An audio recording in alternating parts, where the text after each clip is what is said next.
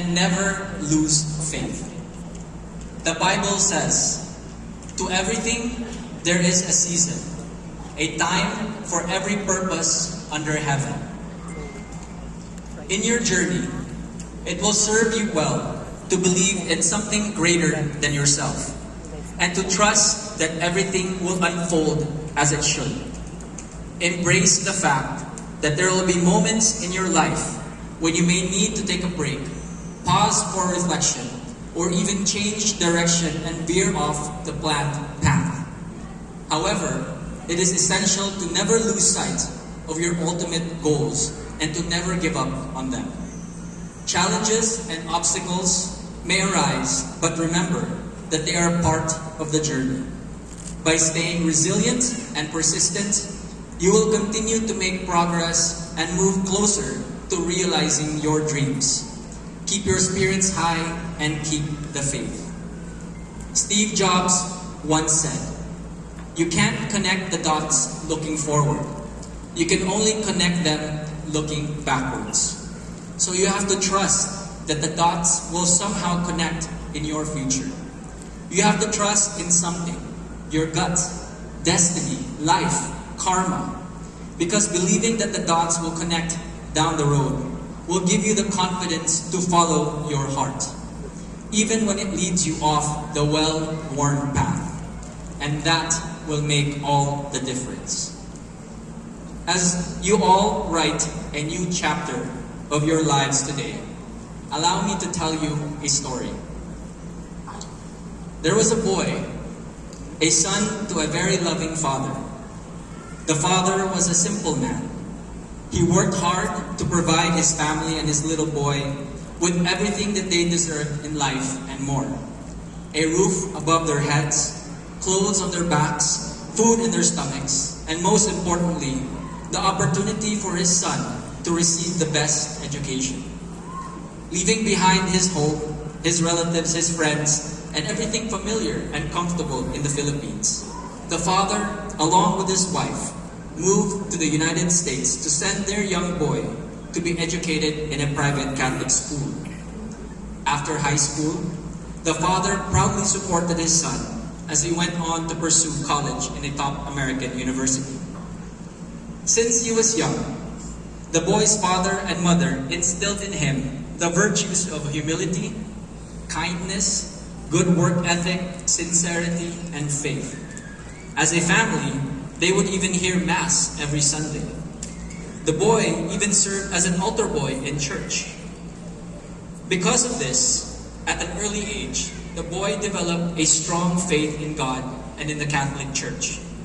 The boy carried with him his faith and conviction, even as he entered college at the American University, which was run by the Jesuits. At the age of 22, the boy was now a promising young man, set to graduate from college with degrees in accounting and business administration. On a sunny Saturday in May 2003, the boy's father and mother proudly took their place with the other families at the university grounds, eager to welcome their graduating sons and daughters. To add to the excitement of that memorable day, Hollywood actor Mel Gibson, Mr. Braveheart himself, was even spotted walking around campus. He was to be the commencement speaker at the graduation ceremonies. Together with the faculty and staff, every graduate's mother, father, and loved ones were all at the school grounds, ready to cheer and celebrate the moment their beloved son or daughter would walk up to the stage to be recognized and to receive that priceless diploma. A diploma that, for most young adults, means the end of going to school and homework forever. A diploma that realization of his dream for his boy. The fulfillment of the father's wish for a better life for this boy who some 20 or so years ago was just a baby he cradled in his arms. The young man's diploma was an accomplishment above and beyond what his father and mother had ever accomplished. It was the first time that a member of their family had ever graduated from a top university in the United States of America. Reminiscing, the father recalls the time when this young man was just a baby he used to hold in his arms so carefully as if he was holding a soap bubble. The father recalls the mischievous and energetic boy running around from morning till night, the wide-eyed teenager who full of questions and always looked to his father for answers. Seeing that this boy had now become a capable young man, ready to take on the challenges of the world, the father could not help but become emotional. As his heart was filled with overwhelming joy and happiness, his eyes swelled and tears ran down his cheeks. In his life, this was the father's proudest moment.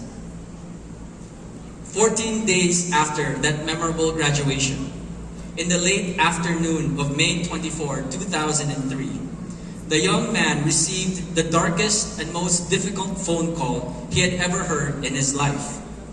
On the other line was his mother, frantic, sobbing, crying out loud. From the mumbling and hysterical voice on the other line, the young man was able to make out two words repeated over and over again.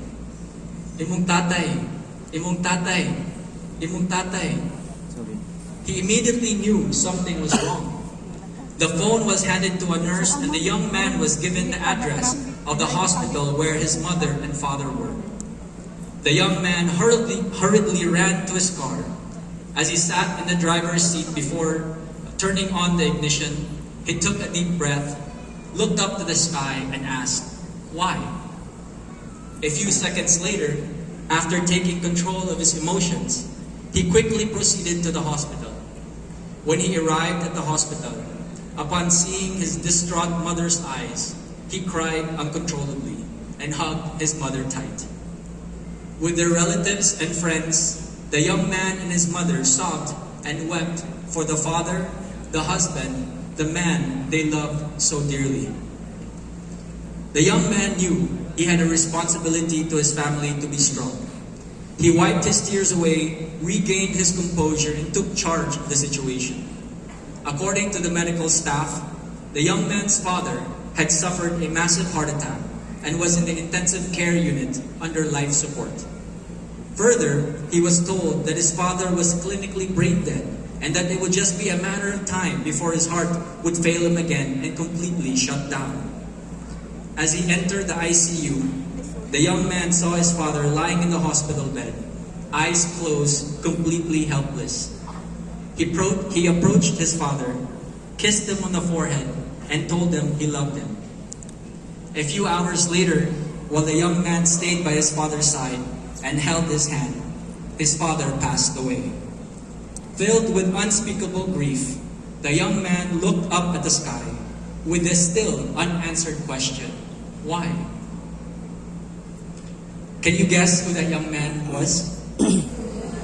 That young man was me.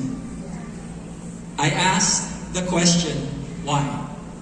My father, being the kind, generous, giving, and loving man that he was, why was he taken so suddenly from my life?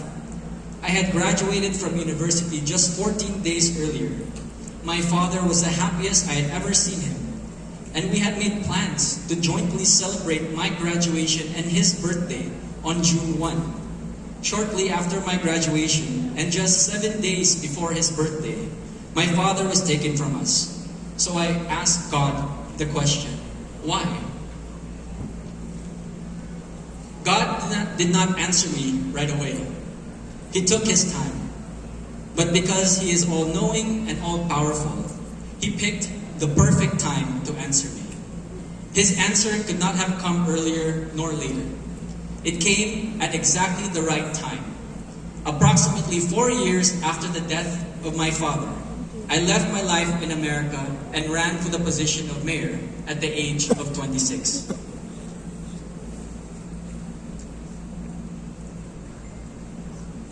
I'll wait for the guys.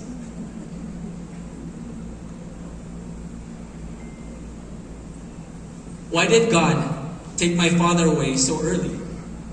To my mind, the answer to this question was because God wanted to give me the opportunity to run for the position of mayor and to serve the municipality of Liloan.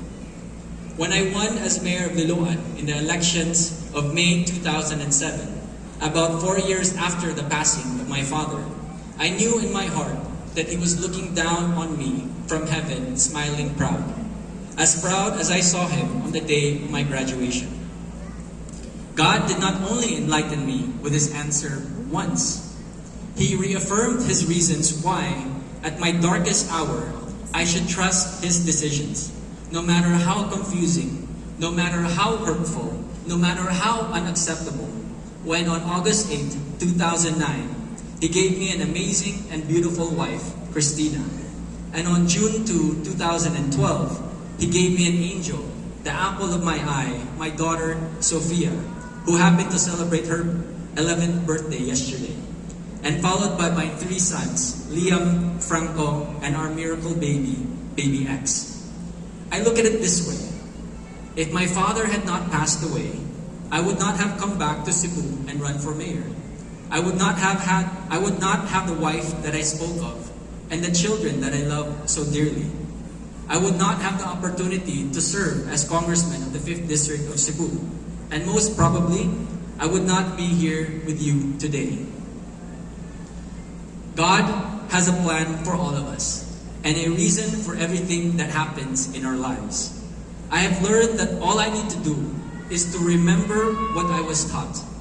To be humble, to be kind, to be generous, to work hard, to be sincere, to have faith, and to trust in God's perfect timing. On your graduation day, I wish for all of you the same unwavering faith as you write your own story. Congratulations to you all. Daghan kayong salamat.